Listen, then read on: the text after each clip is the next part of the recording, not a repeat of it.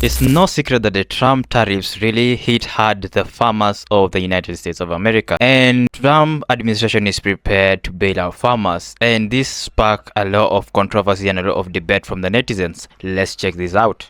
Okay, this is for all the Trump voters, but most notably the Trump farmers that are begging Trump to stop these tariffs and to take these tariffs away. And you're sitting there whining going, oh no, I don't like it that the one that is perceived above me is not listening to me, is not treating me like a partner, is not fulfilling my needs, has taken complete financial control over my life, and I have no say in it.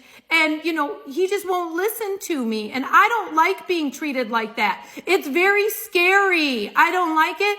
Well, a message from a vast majority of the women to you: off. You should have learned to pick better. All Trump wants from you is for you to be his peace. And he can't be your peace if you're continually nagging him all the time. Nothing Trump can do is good enough in your eyes. No matter how much he does, you're always wrong. It's never enough. You're so damn entitled. Like, it's not enough that the United States gave you all of this land. Now you want him to pay for it? Quit being a gold digger. If you don't stop and you don't keep your mouth quiet, you're going to end up dying alone with your cows. And won't nobody want you. So, apparently, Nebraska is going out of business soon, within the next 1 to 2 quarters. Why? Well, farmers to be exact, or farms. They can't seem to find anyone to work their fields. Nebraska, I wonder why that is. Could it be the racist that you voted for that literally told you he was going to deport about 80% of your workforce, but you voted for him anyway because you wanted your bragging rights. That's right, you wanted to own those libs. Well, congratulations, Nebraska. You won your bragging rights, but now you lost your livelihood, and I have zero to give to you. Maybe y'all saw the news out of Nebraska today. Apparently our entire state is going to go bankrupt in 2 quarters. Me and my husband owned a cattle ranch here, and I can confirm that all of the cattle ranchers here overwhelmingly voted for Trump. We support him. We voted for him. Something like 70% of our entire workforce is undocumented immigrants, and they straight up are not showing up for work anymore. They have all either fled the country, fled the state. They don't want to get raided while at work, so they have just moved on to work somewhere else. And straight up, we are gonna go bankrupt now. We are gonna go bankrupt. And we voted. We knew that the immigrants would get deported and he was coming after immigrants, yet we still voted for it. Overwhelmingly voted for our own demise. I was talking to my husband last night, and I have to admit that it seems a bit foolish now when you think about it like that we voted for something that is now putting us directly out of business. Fuck around and find out.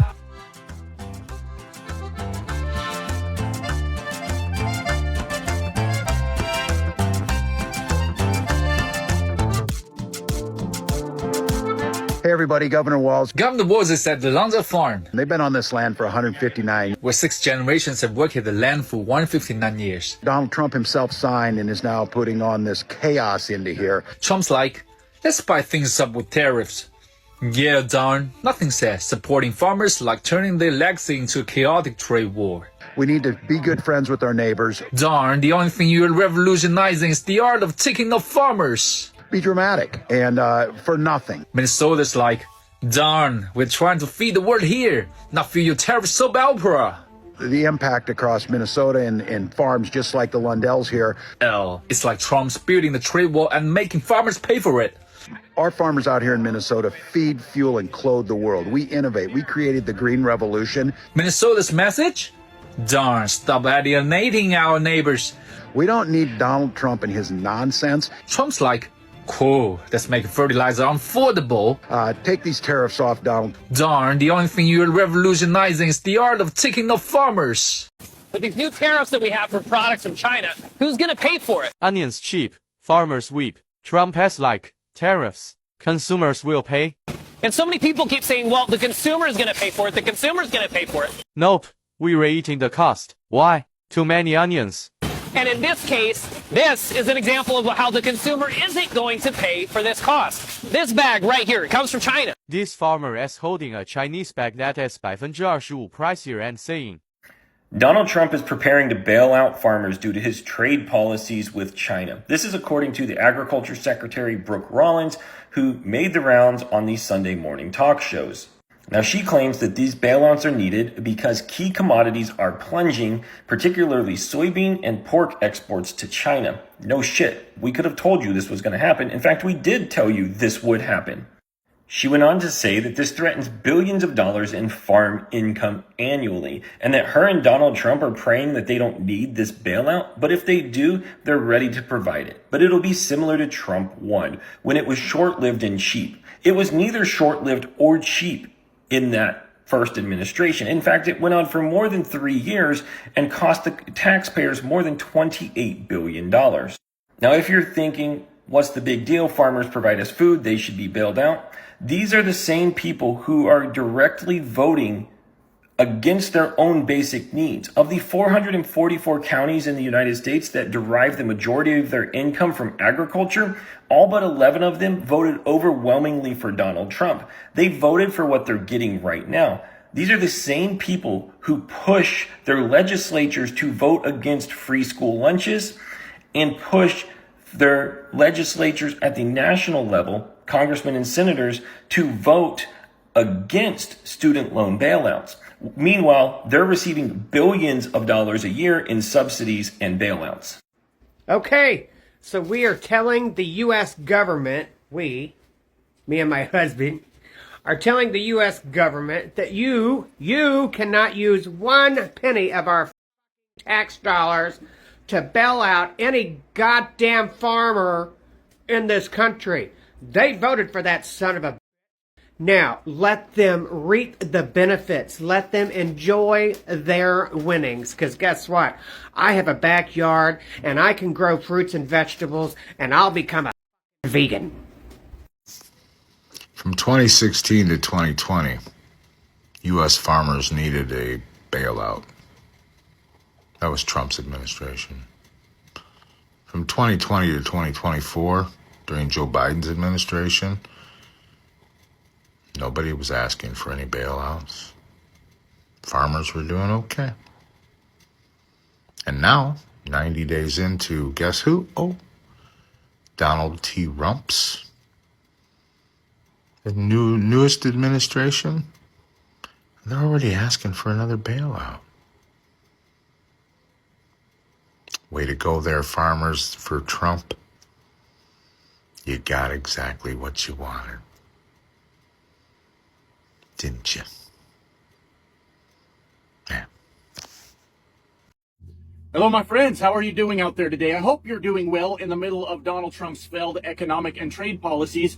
More and more American industries are beginning to get hit by the problems that Donald Trump is creating all by himself. So yesterday, we talked a little bit about Mack Trucks in Pennsylvania laying off quite a few employees, and they specifically cited tariffs as the reason they were doing that.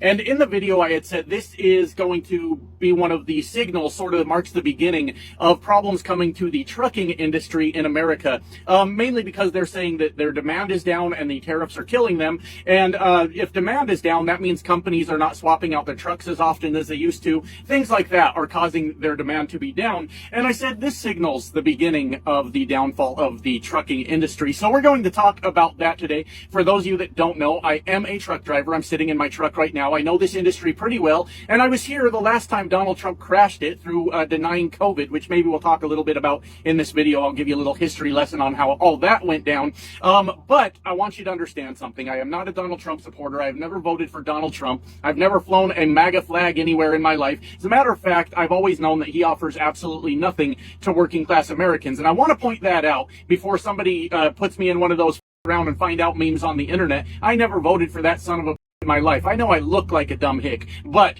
I don't always act like one. I don't always act like one. Okay, my friend? So, yeah, don't turn me into a goddamn meme on the internet, all right? I've always been against this. Anyways, we have got major problems coming down the line for trucking. I said in yesterday's video that we tend to lag behind the economy because a lot of things are shipped in on the shipping containers. That takes time, according to one of my viewers, around 20 days to make that trek. And then we move everything that's already come in, and that takes us, a week to move it across the entire country. And that causes this huge lag before we really start to feel the effects of what is going on.